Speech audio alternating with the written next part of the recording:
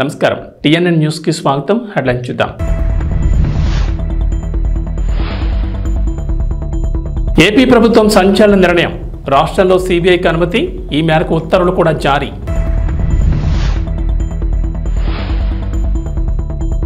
రాష్ట్రంలో భారీగా డెంగ్యూ కేసులు. హైదరాబాద్ చుట్టుపక్కల అధికంగా నమోదవుతున్న డెంగ్యూ.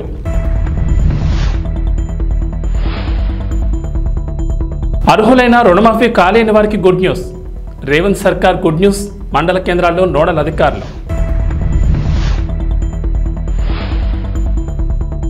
తెలంగాణకు రెయిన్ అలర్ట్. పలు జిల్లాల్లో భారీ వర్షాలు. ఎల్లో హెచ్చరికలు జారీ. రాష్ట్రంలో డెంగ్యూ డేంజర్ బెల్స్ మోగిస్తోంది. డెంగ్యూతో పాటు వైరల్ జ్వరాలు కూడా ప్రజల్ని ఇబ్బందులు గురిచేస్తున్నాయి. చికెన్ గున్యా, మలేరియా కేసులు నమోదవుతున్నాయి. పట్నం పల్లె అన్న తేడా లేకుండా అన్ని ప్రాంతాల్లోనూ జ్వరాలు విజృంభిస్తుండటంతో హాస్పిటల్స్ రోగులతో కిటకిటలాడుతున్నాయి. అన్ని ప్రభుత్వ ఆసుపత్రుల్లోనూ ఓపీ సగటున 10 నుంచి 30% వరకు పెరిగినట్లు అధికారులు తెలిపారు. దాదాపుగా ప్రైవేట్ హాస్పిటల్స్లోనూ అదే పరిస్థితుంది. వర్షాలు కురుస్తుండటంతో గత 20 రోజులుగా జ్వరాల బారిన పడుతున్న వారి సంఖ్య అంతకంతకు పెరుగుతోంది. గత 2 నెలలుగా తెలంగాణలో జలుబు, దగ్గు, శ్వాస సంబంధించిన వ్యాధులు విస్తరిస్తున్నాయని అధికారులు తెలిపారు. వర్షాల కారణంగా కొన్ని రోజులుగా పారిశుద్ధ్యం లోపించింది. దీంతో దోమల వ్యాప్తి విపరీతంగా పెరిగింది. ఫలితంగా డెంగ్యూ, మలేరియా, కన్యా వంటి జ్వరాలు విస్తరిస్తున్నాయి.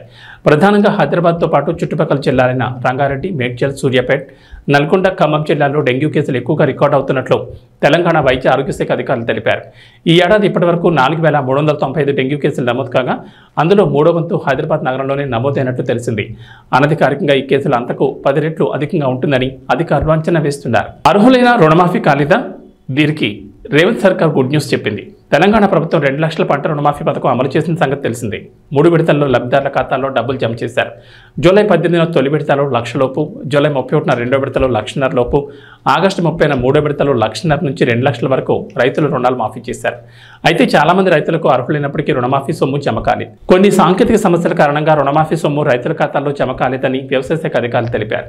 మొత్తం 31 సాంకేతిక కారణాలు గుర్తించి వాటికి పరిష్కార మార్గాలను కూడా వ్యవసాయ శాఖ అధికారులు ప్రభుత్వానికి నివేదించారు.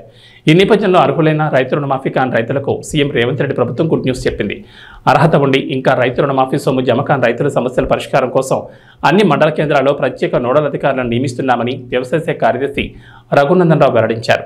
రైతు వేదికల్లోని రైతులతో మంగళవారం నిర్వహించిన వీడియో కాన్ఫరెన్స్లో మాట్లాడిన ఆయన రైతులు తమ ఆధార్ కార్డులోని సమాచారం, సంబంధిత బ్యాంకు వద్ద నమోదైన డేటాలు, చిన్న చిన్న తప్పులు, రైతు పట్టాదారు పాస్ పుస్తకాల సమస్యలు, పేరు సరిగా లేకపోవడం వంటి ఫిర్యాదులను ఆయా మండలాల్లోని నోడల్ అధికారికి తెలియజేశారు. ఇచ్చిన మాట నిలబెట్టుకున్నారు సీఎం రేవంత్ రెడ్డి. ఇటీవల కాంగ్రెస్ పార్టీలో చేరిన మాజీ మంత్రి బాన్స్వాడ ఎమ్మెల్యే పోచారం శ్రీనివాసరెడ్డికి ప్రభుత్వంలో సముచిత స్థానం కల్పిస్తానని ఇచ్చిన మాట మేరకు కీలక పదవి ఇచ్చారు సీఎం రేవంత్. పోచారం శ్రీనివాసరెడ్డిని వ్యవసాయ శాఖ సలహాదారుడిగా రేవంత్ ప్రభుత్వం నియమించింది. కేవలం సలహాదారు నియమించడమే కాకుండా కేబినెట్ హోదాను కూడా కల్పించింది. పోచారం శ్రీనివాసరెడ్డితో పాటు ప్రస్తుత మండలి చైర్మన్ గుత్తా సుఖేందర్ రెడ్డి కుమారుడు గుత్తా అమిత్ రెడ్డిని డైరీ కోఆపరేటివ్ ఫెడరేషన్ చైర్మన్గా నియమించింది. ఈ మేరకు రేవంత్ రెడ్డి ప్రభుత్వం ఉత్తర్వులు జారీ చేసింది. టీడీపీలో సుదీర్ఘకాలం పాటు కొనసాగిన సీనియర్ నేత పోచారం శ్రీనివాసరెడ్డి తెలంగాణ ఉద్యమ సమయంలో ఆ పార్టీని వీడి నాటి టీఆర్ఎస్ పార్టీలో చేరారు. తెలంగాణ ఆవిర్భావం తర్వాత ఏర్పడిన తొలి ప్రభుత్వంలో కేసీఆర్ ఆయనకు వ్యవసాయ శాఖ మంత్రిగా బాధ్యతలు అప్పగించారు. 2018లో రెండోసారి ఏర్పడిన ప్రభుత్వంలోనూ అసెంబ్లీ స్పీకర్గా బాధ్యతలు కట్టబెట్టారు. అయితే ఇటీవల జరిగిన అసెంబ్లీ ఎన్నికల్లోనూ పోచారం విజయం సాధించినప్పటికీ బీఆర్ఎస్ పార్టీ అమల్లోకి రాకపోవడంతో కేవలం ఎమ్మెల్యేగానే ఉండిపోయారు. ఆంధ్రప్రదేశ్ మంత్రి డోలా శ్రీ బాలవీరాంజనేయ స్వామి పింఛన్లకు సంబంధించి కీలక వ్యాఖ్యలు చేశారు. బోగస్ సర్టిఫికెట్లతో పింఛన్లు పొందే వారి ప్రయత్నాన్ని అడ్డుకోవాలని ఆదేశించారు. అలాగే అర్హత ఉన్న చివరి వ్యక్తి వరకు పింఛన్లు అందించాలని సూచించారు. బోగస్ సర్టిఫికెట్లతో పింఛన్ల పంపిణీకి అడ్డుకట్టు వేయాలన్నారు. బోగస్ సర్టిఫికెట్లతో పింఛన్లు తీసుకునే వారిని గుర్తించి చర్యలు తీసుకునేందుకు సిద్ధమవుతున్నారు. విభిన్న ప్రతిభావంతులు, వయోవృద్ధులు, ట్రాన్స్జెండర్లు సంక్షేమంపై అమరావతి సచివాలయంలో అధికారులతో మంత్రి సమీక్షించారు. దివ్యాంగులకు బ్యాటరీ ట్రైసైకిల్ ఇచ్చేందుకు ప్రణాళిక రూపొందించారని, ట్రాన్స్జెండర్లకు ప్రత్యేకంగా రేషన్ కార్డు ఇచ్చే అంశాన్ని పరిశీలిస్తామని తెలిపారు. అర్హులైన ప్రతి ఒక్కరికి సంక్షేమ పథకాలు అందించారన్నారు. అర్హత ఉన్న చివరి వ్యక్తి వరకు సంక్షేమ పథకాలు, పింఛన్లు అందించారన్నారు. ఏపీ ప్రభుత్వం దివ్యాంగులు, వయోవృద్ధులు, ట్రాన్స్జెండర్లకు కల్పిస్తున్న సౌకర్యాలు, అందిస్తున్న సంక్షేమ పథకాలపై విస్తృత ప్రచారం నిర్వహించారన్నారు మంత్రి స్వామి. దివ్యాంగులకు సేవ చేసే అదృష్టం రావడం గొప్ప భాగ్యమని, అధికారులు అలసత్వం వేడి బాధ్యతతో పనిచేయాలన్నారు. అధికారులు సంబంధిత శాఖలపై ఎప్పటికప్పుడు పర్యవేక్షణ చేస్తూ ఉండాలని సూచించారు. ఆంధ్రప్రదేశ్ ప్రభుత్వం కీలక నిర్ణయం తీసుకుంది. రాష్ట్రంలోని భూభాగంలో తనిఖీలు, దర్యాప్తు చేసే అధికారాన్ని సీబీఐకి కల్పించే జనరల్ కన్సెంట్ను రాష్ట్ర ప్రభుత్వం మరోసారి పొడిగించింది.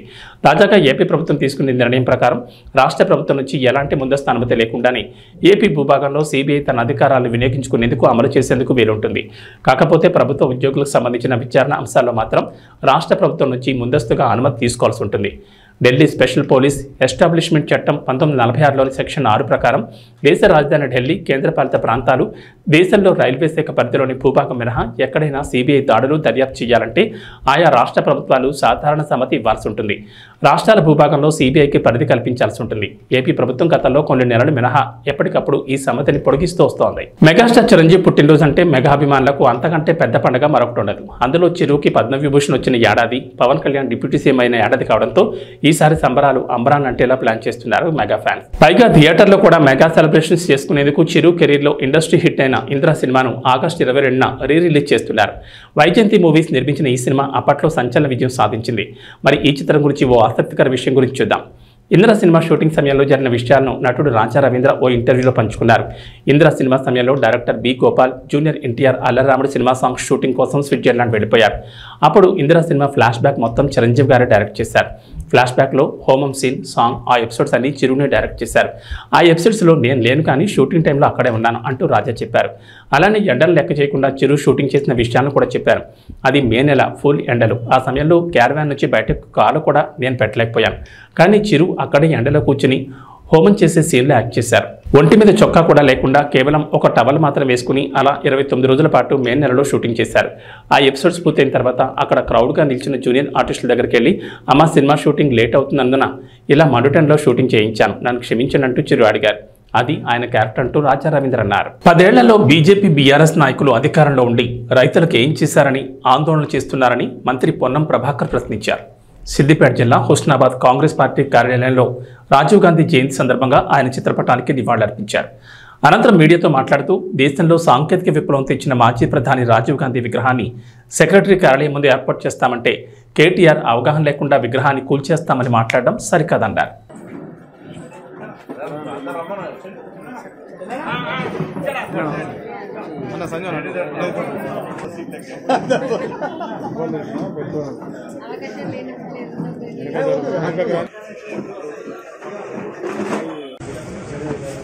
ప్రతిపక్షాలు రైతాంగాన్ని కన్ఫ్యూజన్ చేసేటువంటి ఒక ప్రక్రియ స్టార్ట్ చేశారు. కాబట్టి తెలంగాణ రైతాంగానికి మీరెక్కడ ఆందోళన చెందొద్దు, రైతు రుణమాఫీ పూర్తిగా అందరికీ చేస్తామనే మాట మనం చేస్తాం. ఎవరికైనా ఈ 3 విడతలల్లా రైతు రుణమాఫీ కాకపోతే మీరు మండల రెవెన్యూ కార్యాలయంలో, మండల పరిషత్ ఆఫీసులో, మీ అగ్రికల్చర్ ఆఫీసర్ దగ్గర మీ అప్లికేషన్ పెట్టండి. 2018 డిసెంబర్ 12 కంటే ముందు లోన్ తీసుకొని ఉన్నటువంటి వాళ్ళ అమౌంట్ ఎంతమంది ఉన్నా అది లోన్ మాఫీ కాదు, నిబంధనలలోనే ఉంది. 2023 డిసెంబర్ 9 తర్వాత ఈ 8 నెలల్లో ఎవరైనా లోన్ తీసుకుంటే కూడా మాఫీ కాదు. అంటే డిసెంబర్ 9 కంటే ముందు 2023, డిసెంబర్ 12 2018 తర్వాత లోన్ తీసుకున్న వాళ్లకు ఎవరికైనా మాఫీ కాకపోతే మా ప్రభుత్వం బాధ్యత. టీఆర్ఎస్ పార్టీ లోన్ మాఫీ యొక్క విధానం ఏ విధంగా రైతులకు న్యాయం జరగలేదని తెలుసు. రైతుల పట్ల లోన్ మాఫీ చేస్తామన్న హామీని అమలు చేయని టీఆర్ఎస్ పార్టీ ఒకవైపు అయితే, అసలు రైతులకు సంబంధించి కేంద్రంలో అధికారంలోకి వచ్చిన తర్వాత మేము గతంలో 2005-6లో దేశం మొత్తం ₹1,00,000 లోన్ మాఫీ ఒకటేసారి చేసినాం. దాని తర్వాత దేశంలో చరిత్రలో 29 రాష్ట్రాల్లో ఏ రాష్ట్రం చేయని విధంగా ధైర్యంగా ఎన్నికల్లో మాట ఇచ్చిన విధంగా ఇలా లోన్ మాఫీ చేసినాం. ప్రశంసించాల్సిన వాళ్ళు విమర్శిస్తా ఉన్నారు, విమర్శించాల్సిన వాళ్ళు ఇద్దరు కలిసి విమర్శిస్తా ఉన్నారు. బీఆర్ఎస్ టీఆర్ఎస్ వాళ్ళు ఇద్దరి గొంతు, ట్యూనింగ్, సాంగ్, డ్యాన్స్ అంతా కూడా ఇద్దరు ఒకటే ఉంది. దీన్ని బట్టి రైతులు అర్థం చేసుకోండి. కేంద్రం ఏమి ఇవ్వలే రైతులకు. రాష్ట్రంలో టీఆర్ఎస్ పార్టీ 10 ఏళ్ల అధికారంలో ఉన్నప్పుడు రుణమాఫీ ఏ విధంగా చేసిందో మీ అందరికి కొత్తగా నేను చెప్పే అవసరం లేదు. ఖాళీ ఉన్నది అక్కడ నేను ఎవరైనా విగ్రహం తీసేసి పెట్టినా వాళ్ళ ప్రభుత్వం వస్తే కూల్చేస్తా ఉంటారు. రమ్మని వాళ్ళ ప్రభుత్వం రాదు కాబట్టి అట్లా అంటారు ఎవడైనా. ఇప్పుడు మేము అక్కడ విగ్రహం దిగలే, ఎవరిని బాధ పెట్టలే. కేటీఆర్ బాధ కలిగి ఉంటే దిగమింగుకో, ప్రజలు ఓడగొట్టారు తప్పది. మేము ఓడగొట్టినప్పుడు మాకు కూడా బాధ కలిగింది. మేము దిగమింగుకున్నాం 10 సంవత్సరాలు ప్రతిపక్షంలో, ఏది పడితే అది మాట్లాడలే, బాధ్యత వ్యవహరించడం. మీరు కూడా బాధ్యత గల ప్రతిపక్షంగా వ్యవహరించు. రాగానే కూలగొడతా అంటే ఇటువంటి మాటలు ఇంకా అహంకారం తగ్గలే అనేటువంటి దాని పార్లమెంట్లో 0 సీట్లు ఇచ్చారు. ఇంకా తగ్గకపోతే ఎవరు ఏం చేయాలి? మహిళల పట్ల మాట్లాడుతున్న అసహన మాటలు చూస్తూ ఉన్నాం. విగ్రహాలు కూలగొడతానని మాట చూస్తున్నాం. రాజీవ్ గాంధీ విగ్రహాన్ని టచ్ చేసే ధైర్యం ఉంటుందా ఎవరికన్నా? కాంగ్రెస్ అధికారం లేకపోతే కూడా, ఒకవేళ అధికారం లేకపోతే కూడా ఈ రాజీవ్ గాంధీ కొరకు దేశం కొరకు ప్రాణం చేసి ఏనా అవినీతి ఆరోపణలు జైలు ఉన్నాడా? ప్రాణం పోయింది, ముక్క దొరకలే, కనీసం అమానత్వం కూడా లేకుండా ఆ విగ్రహం పట్ల మాట్లాడుతాను. ఒళ్ళు అన్ని దగ్గర పెట్టుకోమని కోరుతా ఉన్నాం. ఏది పడితే అది మాట్లాడితే నడవదు. అది రాజీవ్ గాంధీ విగ్రహం, మా నాయకుడి విగ్రహం. ఈ దేశంను 21వ శతాబ్దంలోకి తీసుకుపోవడానికి 18 సంవత్సరాలకే యువతకు ఓటు ఇచ్చిన నాయకుడు. ఈరోజు మనం వాడుతున్నటువంటి సెల్ ఫోన్, కంప్యూటర్తో సహా దేశంలో అత్యున్నతమైనటువంటి ఒక సాంకేతిక విప్లవాన్ని తీసుకొచ్చినటువంటి నాయకుడు. ఇలా అమెరికాలో ఉద్యోగం చేయగలిగినామంటే రాజీవ్ గాంధీ గారు ఇచ్చినటువంటి ఒక దేన్ ఐదు దృష్ట్యా త్వరలోనే అట్టహాసంగా చాలా పెద్ద ఎత్తున రాజీవ్ గాంధీ విగ్రహావిష్కరణ చేస్తాం. రాజీవ్ గాంధీ విగ్రహావిష్కరణ సెక్రటరియట్ ముంగడ చేస్తాం. విగ్రహం ఇప్పటికే నెలకొల్పబడ్డది. నేను హైదరాబాద్ ఇన్ఛార్జ్ మంత్రిగా ఆ పనులను స్వయంగా పర్యవేక్షించిన సంబంధిత వాళ్ళందరితో బరాబర్గా సెక్రటరియట్ ముందర రాజీవ్ గాంధీ విగ్రహ ప్రారంభోత్సవం అట్టహాసంగా జరుగుతుంది. ఇద్దరు కలిసి విమర్శిస్తూ ఉన్నారు బీఆర్ఎస్ టీఆర్ఎస్. ఇద్దరి గొంతు, ట్యూనింగ్, సాంగ్, డాన్స్ అంతా కూడా ఇద్దరు ఒకటే ఉంది. దీన్ని బట్టి రైతులు అర్థం చేసుకోండి. కేంద్రం ఏమి ఇవ్వలే రైతులకు. రాష్ట్రంలో టీఆర్ఎస్ పార్టీ 10 ఏళ్ల అధికారంలో ఉన్నప్పుడు రుణమాఫీ ఏ విధంగా చేసిందో బీజేపీ టీఆర్ఎస్ చక్రంలో పడి చేస్తే రుణమాఫీ పొందిన 35,000 మంది రైతులు హుస్నాబాద్లో ఎలా ఎక్కువ చేసుకుంటే అధికారంలో ఉన్నారు. కేంద్రం నుంచి రాష్ట్రానికి అనేక రకాలుగా సహకారం చేయండి. అవేం చేయకుండా మీరు ఇష్టం వచ్చినట్టు మాట్లాడితే ఇక్కడ చూస్తూ ఊరుకోడు.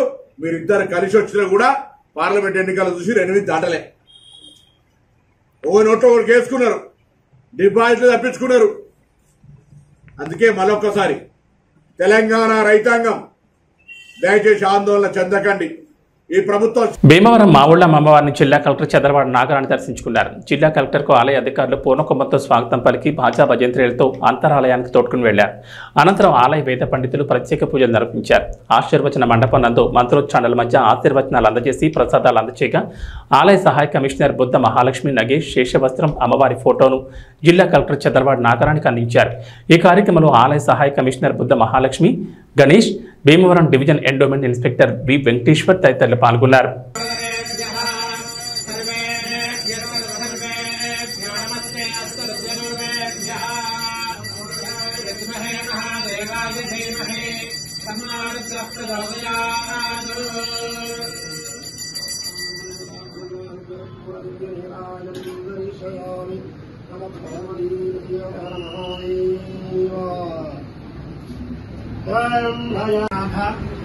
अपराध सहस्राणि क्रियन्ते अहर्निशं मया दासूहं निमित्तिमां मत्वा क्षमस्व परमेश्वरी रामदेवता स्वरूपिणी मावुल्लम्म देवता जो नमः साष्टांग अपराध नमस्कारां समर्पयामि.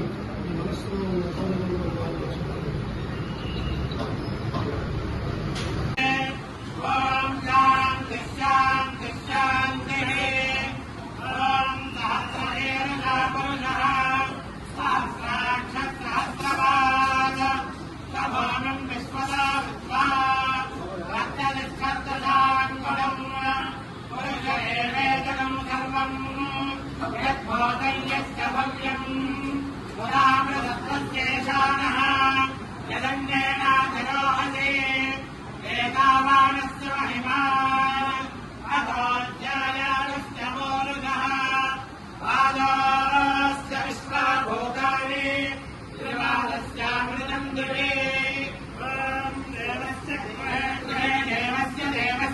కేంద్ర హోంశాఖ సహాయ మంత్రి బండి సంజయ్ కుమార్ మరోసారి సంచలన వ్యాఖ్యలు చేశారు. లిక్కర్ కేసులో అరెస్టు జైల్లో ఉన్న కల్వకుంట్ల కవితకు కాంగ్రెస్ పార్టీ బెయిల్ ఇప్పించేందుకు ప్రయత్నిస్తోందని అన్నారు. కాంగ్రెస్ సీనియర్ నేత అభిషేక్ సింఘ్వీ కవితకు బెయిల్ ఇప్పించేందుకు కోర్టులో వాదనలు వినిపిస్తున్నారని చెప్పారు. అందుకు అనుగుణంగానే అభిషేక్ సింఘ్వీకి తెలంగాణ నుంచి కాంగ్రెస్ రాజ్యసభ అభ్యర్థిగా నామినేషన్ వేయించారని తెలిపారు. ఢిల్లీలోని కాంగ్రెస్ పెద్దలతో కేసీఆర్ మ్యాచ్ ఫిక్సింగ్ అయ్యారనడానికి ఇంతకంటే నిదర్శనం ఏం కావాలని ప్రశ్నించారు. కేసీఆర్ చెబితేనే కాంగ్రెస్ పార్టీలో ఎంపీ సీట్లు, ప్రభుత్వంలో మంత్రి పదవులు ఇస్తున్నారని తెలిపారు. ఈ విషయం తెలిసి కాంగ్రెస్ ఎమ్మెల్యేలు కేసీఆర్ ఫామ్ హౌస్కు క్యూ కడుతున్నారని వ్యాఖ్యానించారు. మహేశ్వరం నియోజకవర్గంలోని తుక్కుగూడ సమీపంలోని రావిరాల గ్రామంలో నిర్వహించిన సూర్యగిరి ఎల్లమ్మ బోనాల ఉత్సవాల్లో బండి సంజయ్ పాల్గొన్నారు. అమ్మవారిని దర్శించుకుని ప్రత్యేక పూజలు నిర్వహించారు. ఈ సందర్భంగా బీజేపీ రాష్ట్ర అధికార ప్రతినిధి వీరేందర్ గౌడ్, రాష్ట్ర నాయకులు అందెల శ్రీరాములు యాదవ్తో కలిసి మీడియాతో మాట్లాడారు. రావిరాల సూర్యగిరి ఎల్లమ్మ అమ్మవారిని దర్శించుకోవడం సంతోషంగా ఉందన్నారు. అందరూ సుఖ సంతోషాలతో ఉండాలని అమ్మవారిని వేడుకున్నారు. పదే పదే బీజేపీలో బీఆర్ఎస్ విలీనం చేసుకోబోతోందంటూ దుష్ప్రచారం నిర్వహిస్తున్న కాంగ్రెస్ నేతలు బండారం బయటపడిందన్నారు. కాంగ్రెస్ నేతలే కేసీఆర్తో మ్యాచ్ ఫిక్సింగ్ చేసుకున్నారు. కాంగ్రెస్ పార్టీ లిక్కర్ కేసులో కవితకు బెయిల్ ఇప్పించేందుకు ప్రయత్నిస్తుందన్నారు. కాంగ్రెస్ సీనియర్ నేత అభిషేక్ సింఘ్వీ కవిత బెయిల్ కోసం కోర్టులో వాదిస్తున్నాడన్నారు. ఈ దేశం గురించి కానీ, ఈ దేశ ప్రజల పేద ప్రజల గురించి కానీ, ఈ దేశాన్ని రక్షించడానికి మేము ముందు ప్రవర్తించబడతాం. మంచి ఆలోచన వాళ్ళు కూడా సపోర్ట్ చేస్తారు.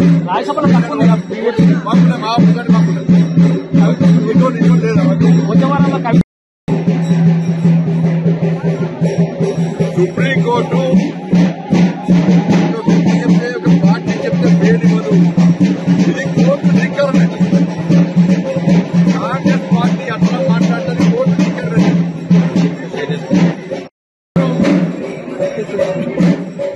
న్యాయవాదం చేయకరాని చేసుకోవచ్చు, ఎవరికైనా అనుకోవచ్చు. అందుకే ముందే అంటారు. అంటే గతంలో కూడా ఒకటి గతంలో కూడా ఒక బీజేపీ లీడర్ కూడా ఒక చర్చ జరుగుతుంది మీద ఈయన చాలా సీనియర్ నాయకుడు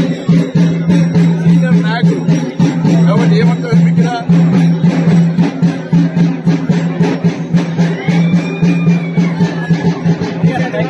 మాట్లాడదు. చాలా దుర్మార్గమైన సంఘటన. అందుకే ఈ దేశంలో హిందూ సమాజంలో రాబోయే పరిణామాలను మనం గుర్తించుకుంటూ హిందూ సమాజం జాగృతం కావాల్సినటువంటి ఎవరైతే హిందూ సమాజం పట్ల, హిందూ ధర్మం పట్ల, వాళ్ళ పట్ల అప్రమత్తంగా ఉండాల్సిన అవసరం ఉంది. హిందూ సమాజం సంఘటితం కావాల్సిన అవసరం ఉంది. బంగ్లాదేశ్ లో దగ్గర పరిణామాలు చూడాల్సిన అవసరం ఉంది. వీళ్ళు మాట్లాడలేరు, వాళ్ళు మాట్లాడుతున్నారు. ముఖ్యంగా మనం ఏం చేస్తున్నామో ఒకసారి హిందువులు అది జాగ్రత్తగా ఉండాలి. ఎస్సీ వర్గీకరణను వ్యతిరేకిస్తూ వర్గీకరణ పోరాట సమితి ఆధ్వర్యంలో నిర్వహిస్తున్న భారత్ బంద్ కృష్ణా జిల్లా మచిలీపట్నం, పెడన, అవనిగడ్డ, కొడివాడ, పామర్రు, గన్నవరం జిల్లా వ్యాప్తంగా అన్ని నియోజకవర్గ మండలాల్లో బంద్ ప్రశాంతంగా జరుగుతోంది. పలు దళిత సంఘాల ప్రతినిధులు బంద్లో పాల్గొని మచిలీపట్నం నగరంలోని వర్తక, వాణిజ్య దుకాణాలు మూయించారు. తెల్లవారుజామునే ఆర్టీసీ బస్టాండ్ చేరుకున్న ఆందోళనకారులు డిపోల నుంచి బస్సులను బయటకు రాకుండా అడ్డుకున్నారు. బంద్ సందర్భంగా ఎటువంటి అవాంఛనీయ సంఘటనలు తవ్వలేకుండా డీఎస్పీ అబ్దుల్ సుభాన్ తన సిబ్బందితో ప్రధాన కూడళ్లలో భారీ బందోబస్తు ఏర్పాటు చేశారు. వర్గీకరణ జరిగితే దళితుల్లో ఐక్యత దెబ్బతింటుందని, ఉద్యోగాల్లో దళితులకు తీరని అన్యాయం జరుగుతుందని దళిత జేఏసీ నాయకుడు జక్కల ఆనంద్ అన్నారు. వర్గీకరణ విషయంలో సుప్రీంకోర్టు ఇచ్చిన తీర్పుపై పునరాలోచన చేయాలన్నారు.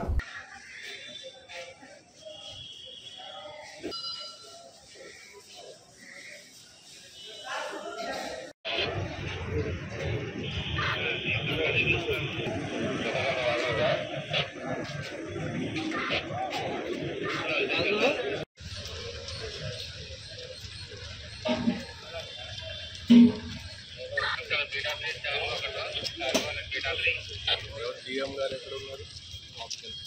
లోపలికి వెళ్ళారా?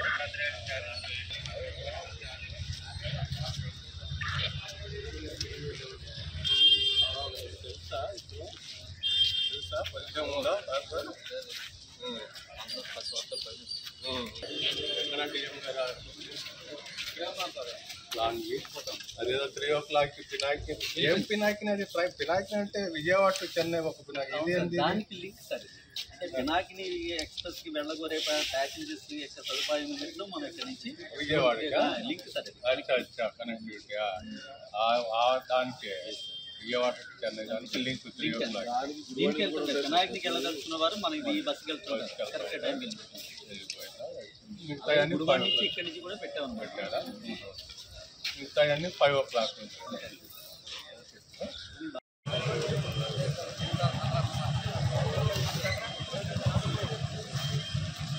लाल దళితుల ఐక్యత, వర్ధిల్లాల భారత రాజ్యాంగం, వర్ధిల్లాల బాబాసాహెబ్ అంబేద్కర్ ఆలోచన విధానం.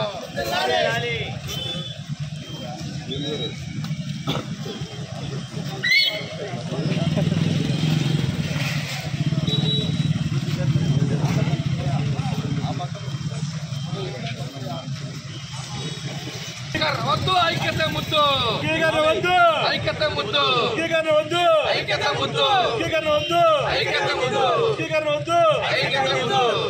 దళితుల ఐక్యత, అంబేద్కర్ ఆలోచన విధానం, అంబేద్కర్ ఆలోచన విధానం, దళితుల ఐక్యత, వద్దు ఐక్యత ముద్దు, వద్దు ఐక్యత ముద్దు, వద్దు ఐక్యత ముద్దు, వద్దు ఐక్యత ముద్దు. దళితుల ఐక్యత ఆలోచన విధానం, అంబేద్కర్ ఆలోచన విధానం. జై భీమ్, జై భీమ్, జై భీమ్, జై భీమ్, జై భీమ్, జై భీమ్, జై భీమ్, జై భీమ్. ఇక వాతావరణ విషయానికి వస్తే తెలంగాణను భారీ వర్షాలు వేయడం లేదు. గత 2 రోజులుగా రాష్ట్రాల్లో విస్తారంగా వర్షాలు కురుస్తుండగా తాజాగా రాష్ట్రానికి మరోసారి హైదరాబాద్ వాతావరణ కేంద్రం అధికారులు రెయిన్ అలర్ట్ జారీ చేశారు. నేడు రాష్ట్రంలోని పలు జిల్లాల్లో భారీ వర్షాలు కురుస్తాయని చెప్పారు. నైరుతి రుతుపవనాలు బలంగా ఉండడం, ద్రోణి ప్రభావంతో రాష్ట్రాల్లో విస్తారంగా వర్షాలు కురుస్తాయని వెల్లడించారు. ఈ మేరకు ఆయా జిల్లాలకు ఎల్లో అలర్ట్ జారీ చేశారు. ఇవాళ ప్రధానంగా వనపర్తి, పెద్దపల్లి, జయశంకర్, భూపాలపల్లి, ములుగు, కొత్తగూడెం, రంగారెడ్డి, మహబూబ్ నగర్, నాగర్ కర్నూలు, సిద్దిపేట, జోగులాంబ గద్వాల, నారాయణపేట జిల్లాలో భారీ వర్షాలు కురుస్తాయని చెప్పారు. అక్కడక్కడ ఉరుములు, మెరుపులతో పాటు పిడుగులు పడతాయని, గంటకు 30 నుంచి 40 కిలోమీటర్ల వేగంతో బలమైన ఈదురుగాలులు కూడా వీస్తాయని అన్నారు.